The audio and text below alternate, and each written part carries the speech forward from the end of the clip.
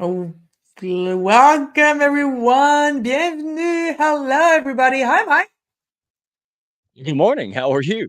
I am fantastic. I feel like I'm always live somewhere with you. Like we were live, like 12 hours ago. Well, no, a little over 12 hours ago, and here we are again. Hey, what work wife? Yes, from Montreal. Yeah, you're Man, on your French work wife. dude, everybody, people think I'm great. I'm not great. I got great people. That's what it is. Yeah, I got people plugging the holes in my boat, man. And then you're the captain of that ship. Thank you so much, man. I love it. Thank you for what you do for me, the hounds, and so I many. You don't get think we see you? No, go ahead and blush. You don't think we see you, dadgummit. you. We see you, all right? So, hey, everybody, this woman does magic in secret. We truly appreciate you, and you love to push people up, dadgummit. You That's are why so you're a sweet. great fit in the house. So, go ahead and blush it out. I'm done Yeah. gushing, and I will let Am you I have your blushing? show. And yeah, a little Yeah, bit. It's a little. I'm not good at taking compliments. I'm good at giving them, but I'm not good at taking compliments. Hey guys, seriously, I'm so excited. I know I say that every week if we're here every week, but that's because I invite people who inspire me. I invite people that I love. I invite people that has impact, has have had a positive impact on my life. And this guy, I met him on LinkedIn. I met through I met him through somebody else's post. That's how much impact he has with his storytelling techniques. And I'm so psyched to spend 45 minutes talking to him and about his life. So, hey, without further ado, let's kick both of us off the air and hopefully my video is going to work. And if not, I don't know what I'm going to do with it. Business is no longer only about products and services. More than ever, it's about connection and community. Business is about people. And that's why I created these live events. Every week, join me in discovering one remarkable individual. No shop talk here. It's about who they are and not what they do. My name is Isabel Fortin, and welcome to People, Passion, and Purpose. And no, it didn't work. It's lagging, and the sound doesn't match the images. But hey, that's the blessed thing about going live. And we're not gonna, beat around the bush with that thing. We're gonna hop my friend Dan on. Hi, Dan. Hello, hello. It's great to be here. Yeah, Yeah, so far so good. yeah, you're what, Central? I am You're Central Time. That's you're right. Yeah, okay. So it's a little earlier for you, but not too early for you this morning. it's fine. It's 9 o'clock. I can manage it. Yeah, well, it's when I try to get the people from Pacific that I have a hard time with. It's tough. It's Yeah, tough. it's like they're 7 a.m. They have to be all set and ready, and yeah. Listen, I want to talk about you to the folks and make you blush.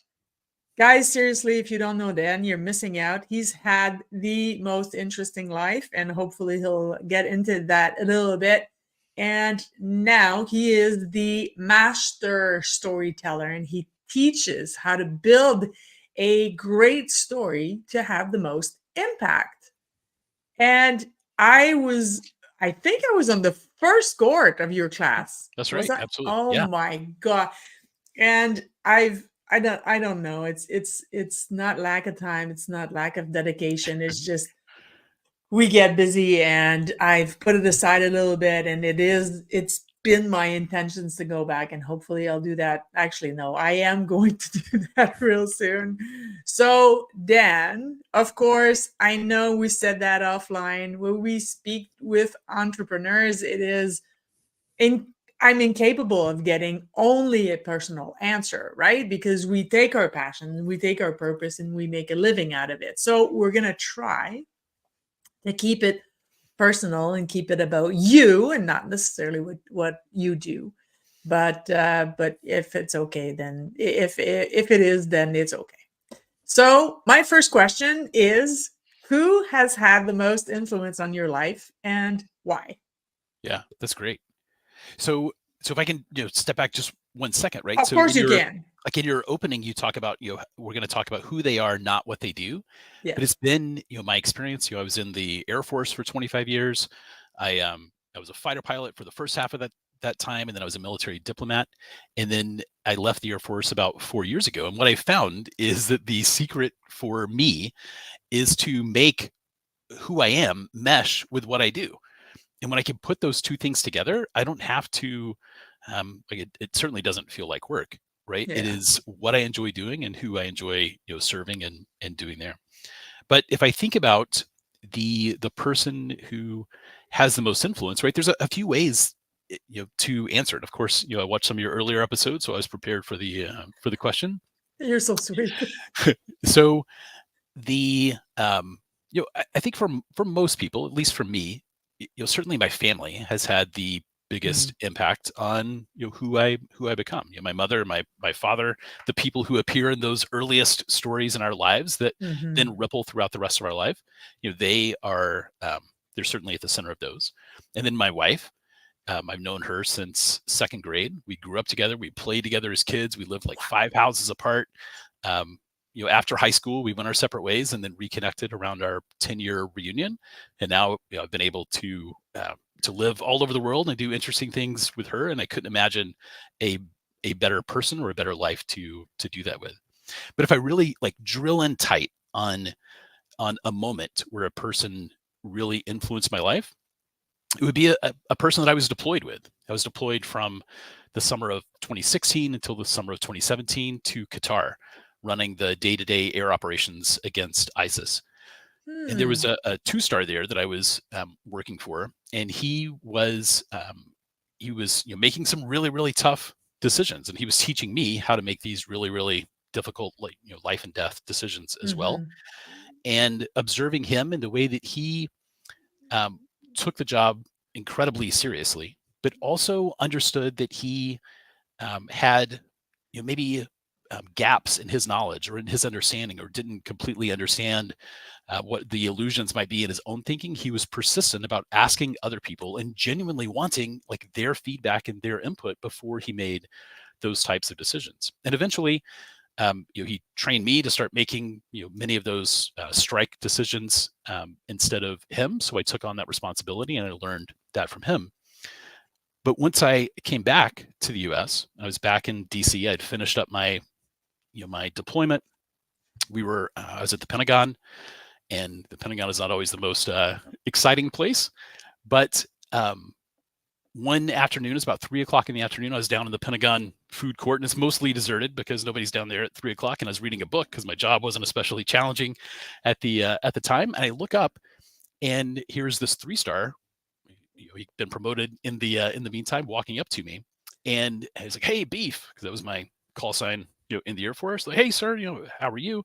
We shake hands, give each other a man hug, and almost right away, the first question he asked was, "Have you been to talk to somebody since you got back from your deployment?" And I hesitated just for a second. And he said, "Because I did, and it helped me." And Oh, what wow. he didn't know is that I needed it. Like I needed to go and talk to someone, but I've been, having bad dreams or Yeah. intrusive thoughts, and you keep like putting it off, saying, "Yeah, I need to do that, but I'll get around to it, and I'll delay it, and I'll delay it." And I delayed it way too long. And by him just asking me that question, in a straightforward way, I said, I haven't, but I commit to you. I'll go back to my office. I'll find Yeah. somebody right now, and I'll make that appointment. And that then, sets off like 2 years of therapy. And literally, like in that, we only talked to each other for honestly a minute. Mm. That that was a diversion on the timeline of my life that led me to where I am today, and taught me a lot about just being open, being honest, being direct with people, and making an impact. It's so funny because sometimes you're in someone's life or someone is in your life for even just 5 minutes, and the impact that they have on you, just I mean, he was in your life for longer than that, but what I'm getting from your story is the most impact he's had on you was in that 5-minute conversation. And more than likely, he knew that you needed it because he had gone through it himself, and he knew that so many military come from deployment, and they're lost, and they don't know that they're lost. 100%. Yeah. How did you discover storytelling?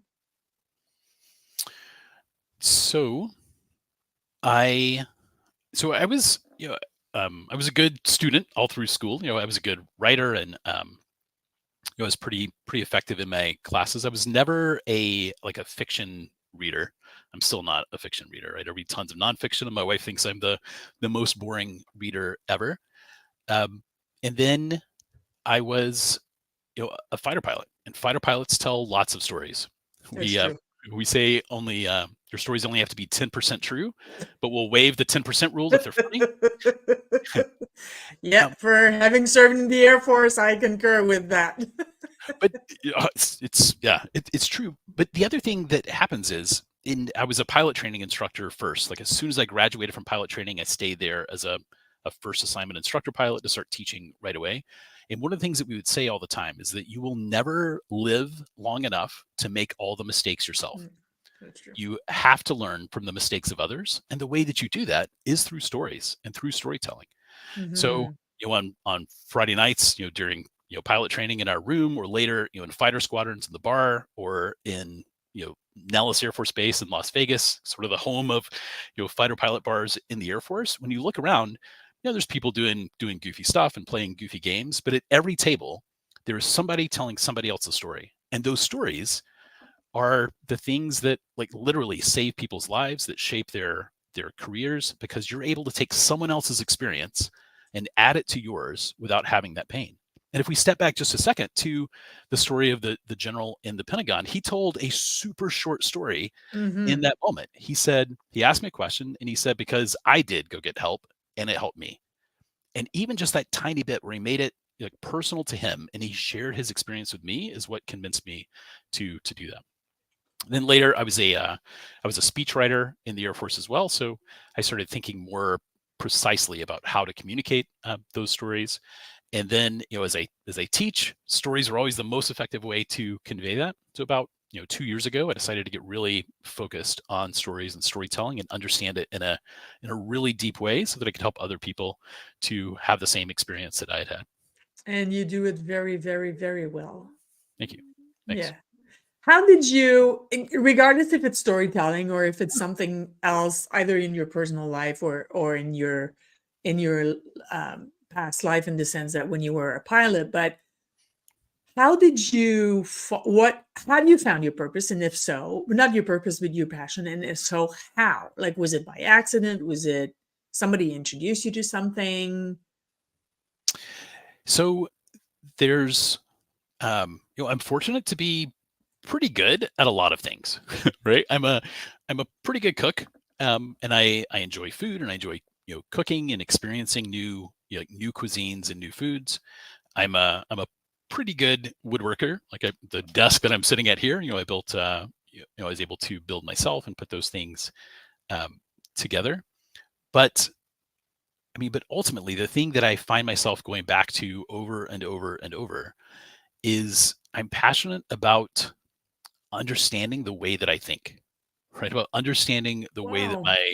my brain works. And it's not from necessarily from a good place, right? It's from recognizing that inside, the same skull, I can think, thoughts that are both, that create great things, that build things, that help people to communicate, that bring, light into the world. And also, there's, the dark side as well, things that can be, very, very destructive to, to myself. And so the episode that I watched just the other day of yours was with, Ted Bird, and he, spent a lot of time talking about, his alcoholism and addiction. And I I have a very addictive, personality, and I've Mm. sat in some of those same 12-step rooms with people for a long time, and understanding that inside my same brain I could have part of it that's leading me to this very destructive place, and part of it that's leading me to this very creative, very bright place. And how can those two things exist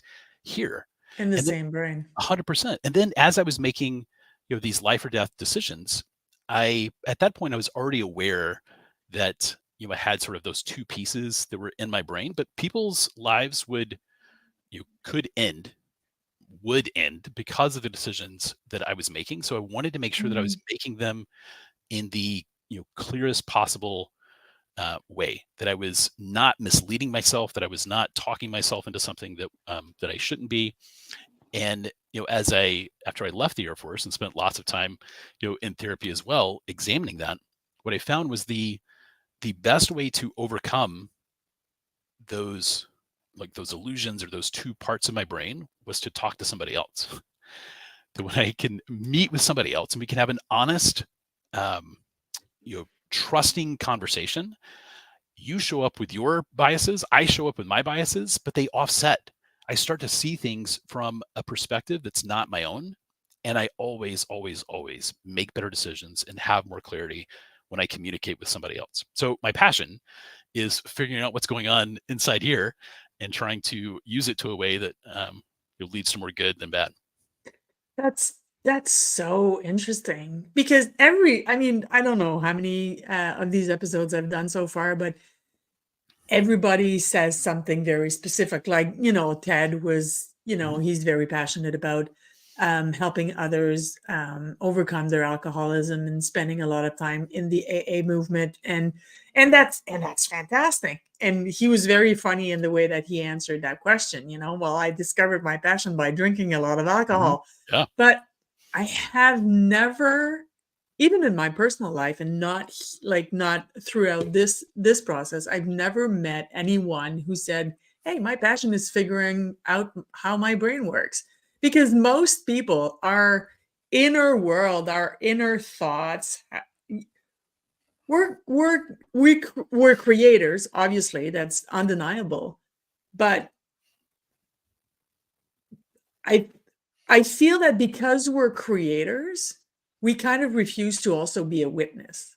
And Mhm. unfortunately, I think, well, it is both fortunate and unfortunate. I think you need to be willing to be a witness in order to control better thoughts and better, like you need to be an almost an observer of yourself and be willing to say, hey, hmm, why am I creating that? Right? Mhm. It's very, very, very passion. That's we're talking about my passion now because I'm intrigued by people. But how what triggered, if anything, what triggered you to know that that was something that was extremely interesting to you? Mm. So,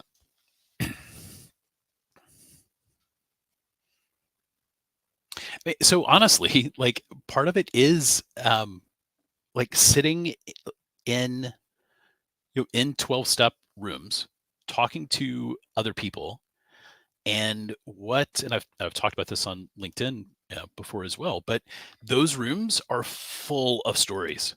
Like in that hour that you're sitting together with people are telling like their honest, like deepest, most authentic stories that they've ever lived. And I remember in the first nights that I went to those meetings, I showed up with lots of shame about everything about myself, and thinking I had this illusion that, well, nobody else is like me, like nobody else has done this, like I'm special and unique, and it's just a different case. And then you get there and you hear other people sharing their stories, and you realize like, oh, I'm not that special. I'm not unique. Like this person and that person and that person and that person, like we all have essentially the same story with different events. And once I started realizing that, I was like, the idea that I was special was the thing that was holding me back, right? that was convincing me that nobody could understand me, nobody could understand what I'm, what I'm doing or what I'm going through or the choices that I made, but it's a lie, right? And my brain was lying to me in part to keep me doing like the things that I was doing that was, keeping me addicted and leading to, these bad consequences.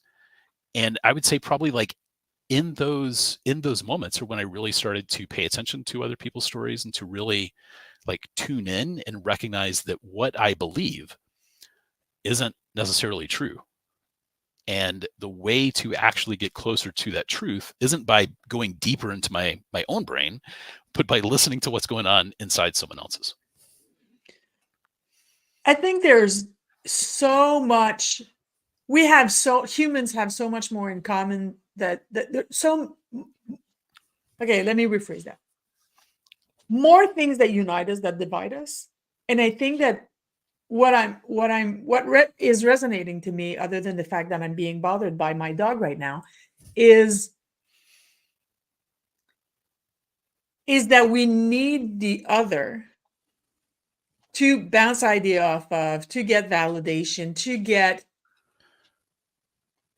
and to hear their story, to understand that we are unique, but we are the same.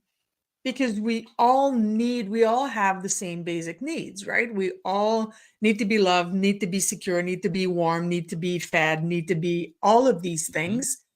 And I love that, because I love what you said, because it's, for you, it was figuring out that you're not special. When in fact, when I'm listening to you, I find you more special than I did before this interview. So that's fascinating. It's, yeah, I don't, like, I'm fiberglass No, right now. I mean, I'm incredibly fortunate in the work that I do now, helping people to tell their stories, to get on calls like this with people and have like, really deep, authentic conversations where, and they allow me to ask them like those questions that go right to the heart of what the thing is.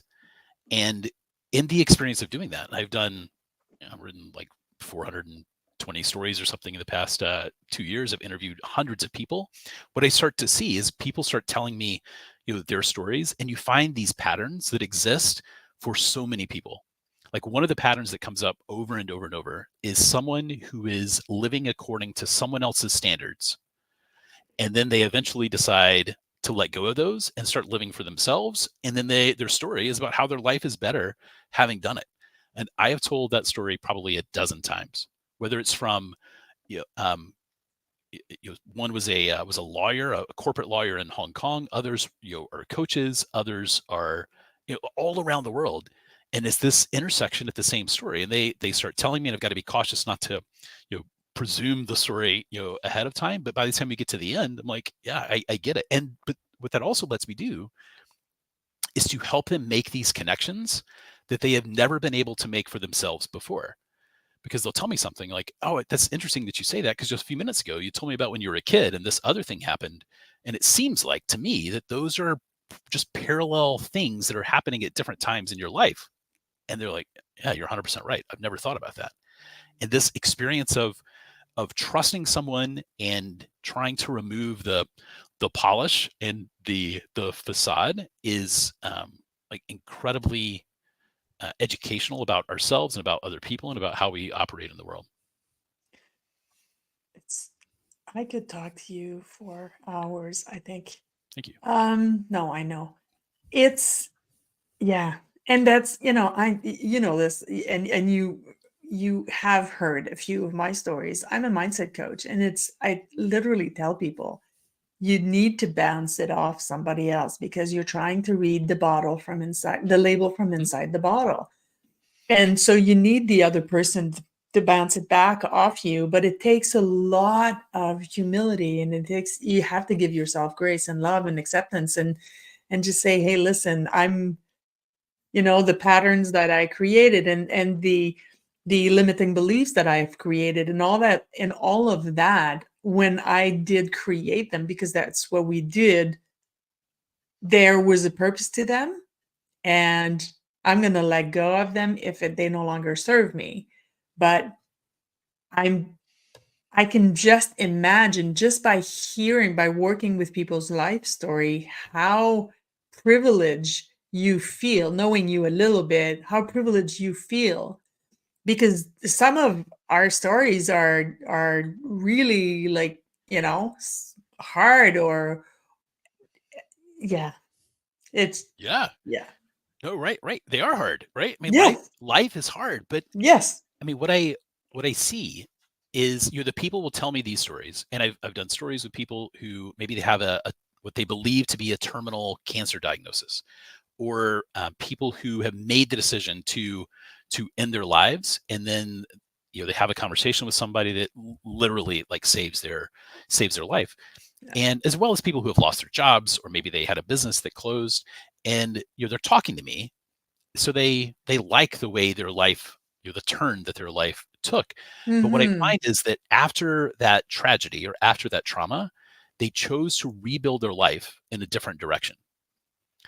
But here's the real tragedy. They could have done that before that tragedy and before Yeah. that trauma, but they didn't because of the story that they were living by. Yeah. Right? Whether it's a mindset or this thing that you believe the world is this way, you believe yourself is, that you are this person, that this is just who I am. I can't change that. But it's a lie Yes. because it's a story that you are living by. I don't say it's the stories we tell ourselves, because that makes it seem more active. Like, you stopped telling yourself the story years ago. It's just this story that crunches up every new thing in your life into the same Mhm. shape and says, this is that thing. This is that thing. This is that thing again. And you have the same choices and you have the same response to it.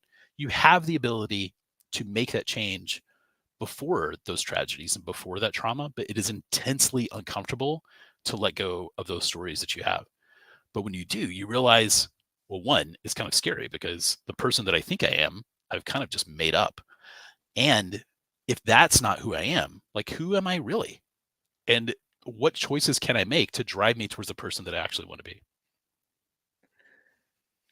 I love everything you're saying. I knew this talk was going to be interesting. I knew that from the get-go, but I just didn't know how much. Um if I want to kind of go back to the premise of my show, Yeah.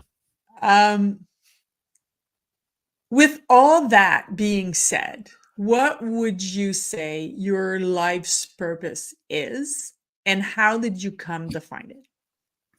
So, so I've been obviously thinking about this question for a few days as well, and trying to get behind like what the thing is that I would just say just to get past the question and move on, and to make myself look good and sound good on Isabel's podcast. But I do think back to the time when I was deployed to Qatar, and I'm making these life or death decisions, and um, it's a tough time. Like, I approved something like 765 strikes in the time that I was there. No, Jesus. And I was having a meeting with, it was a weird command structure. So I worked for two different bosses. But one of the bosses that I officially worked for inside the Air Force was was talking to me, and I didn't have a particularly great relationship with him. And he was talking about how I needed to be doing maybe these other things that would be better for my career, or could lead me in different ways. And I'm like, look, like, my only goal is to be able to leave here at the end of a year and be able to look myself in the mirror. Yeah, well, it's not a small Like, thing. no, I mean, like, anything else is a bonus. And as I Mm, started, thinking about this, this question, I mean, essentially, I would say my purpose is to live a life that I can be proud of. That if I can, it's not, you don't judge it by money, you don't judge it by likes. no, no, no, yeah. Maybe you get those, maybe you don't, but they are irrelevant if you can't like look yourself in the mirror and say, all right, I'm doing my best. I'm doing what I could do. I'm proud of the things that I'm doing. I'm proud of what I've what I've done, even though I failed many times along the way. Like, that is my Yeah. intention. That's what I'm driving towards. And if I can do that, then everything else is gravy, as they say. That's beautiful. That's, Thanks. yeah, it's very beautiful because at the end of the day, it's, on our deathbed, even if there's some people there, and even if you did matter for a lot of people throughout your life, it's you with you, right? It's, if you're, I've accompanied a few people to their deathbed, and I have never seen anyone regret working too much or regret not making enough money or regret Mm. the people the regrets that that dying people have is I should have worked less and I should have been there for my kids and I should have, so yeah, that's very beautiful. Is there any questions I haven't asked or any topic that I haven't brushed that you'd like me to ask you or that you'd like to talk about? No. I mean, I've you ask great questions and Thank you. great follow-ups. No, I love it. Okay. If you have any questions for me, that's the time.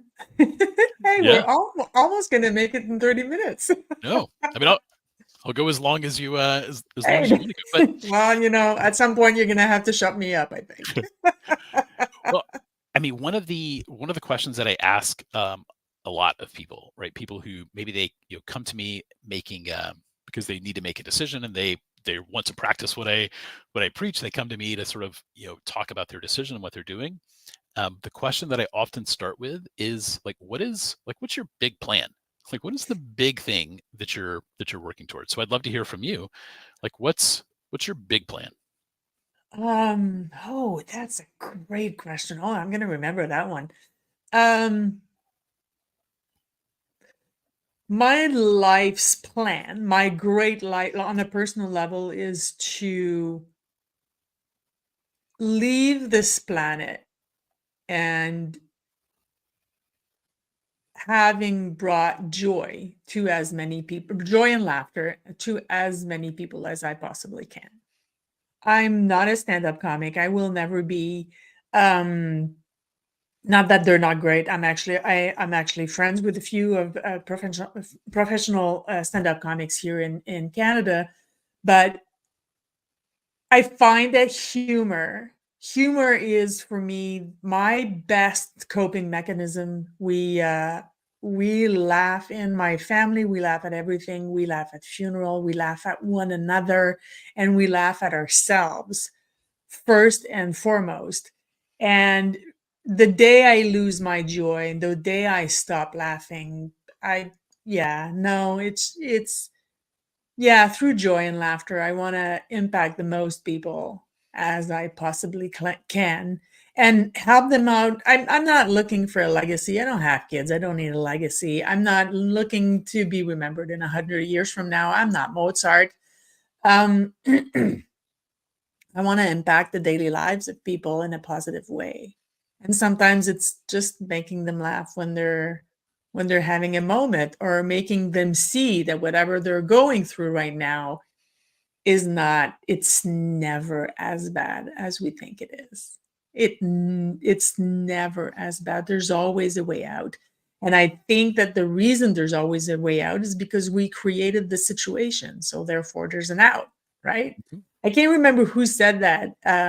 If there's no solution, then it's not a problem because every problem has a solution. And so just focus on the solution and laugh, laugh, laugh, laugh, laugh, laugh, laugh. And yeah, I think that I do believe in God. I don't go to church. I'm not particularly religious, but I do believe in this higher power that I choose to call God. Mhm. I tell people, you do you and I'll do me. But um and I'm 100% convinced that when I meet my maker, the first question he's going to ask or it's going to ask is, did you have fun? Did you enjoy the ride? Because this was a learning experience, and I don't believe that life is tough. Don't get me wrong. Life is difficult, and you have to find the light and the joy inside the difficult. Yeah, that's so good. And Yeah. for what it's worth, I think you're doing a great job. Thank you. Yeah, you had me teared up in your post this week when you spoke about this, because when you spoke about this event, I mean, because I try. I don't do well with receiving compliments, so I didn't know what you thought of me, and I knew you had enough regards to accept my invitation, but it was just, yeah, I was very touched by your words. Thank you very much. I mean, so if I can, real quick, one thing that You can. that often happens in when I'm doing these story interviews, and they're not all like deep, like personal stories. Sometimes they're stories about a person's business, or they're a coach and they're trying to convey like why they're doing that thing. We'll go back and forth, and I'll ask a question and a question and a question, and like I'm looking for that story, and we're not quite there, so I keep asking, and then when I'm doing it right, I'll eventually ask some question, and the person gives an answer, and both of us tear up at that moment. And what I tell them is, like, if you keep digging, you eventually strike truth, and when you strike truth, that's what happens. Yes. So I appreciate you letting me know that that my comments like hit truth with you, and I encourage you to like take that as a sign for yourself that you're doing a great job. And Oh, we're thank all you. I pushing. try. I show up the best way that I know how, and I'm this, I'm passionate about people, which is the reason I created these events, and I'm intrigued by people, and I'm intrigued by everybody, even the people who, like, I am not going to name him because I don't know who's listening, but I would love to get in the minds of the worst human beings on earth, just to see what happened to them that made them do Yeah. this. Mhm. Because it's always what happened. It's always. And what lesson or what story they started believing in. Yes. Once, there's a great book in French. I don't know if it's been translated in English, but it's this author. His name is Eric Emmanuel Schmidt. I'll write it down in the comment section.